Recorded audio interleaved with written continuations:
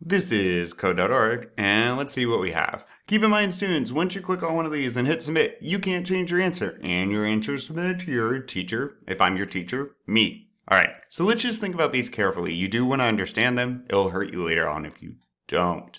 Alright, so which of the following combinations of a superclass and subclass are correct examples of inheritance? Okay, so plant is a superclass of flower. Car is a superclass of wheel. Book is a superclass of a graphic novel. So when you're thinking about a superclass and a subclass, right? A superclass should be like, in categories, I guess, a superclass could be a human, right? Bloop, bloop, bloop. And a subclass might be, I don't know, male, female.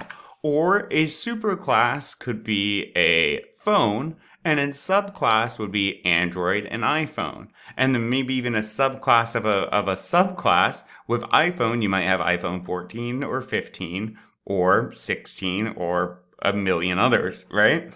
So super and subclass. So plant, yeah, a flower is a type of plant. That makes sense.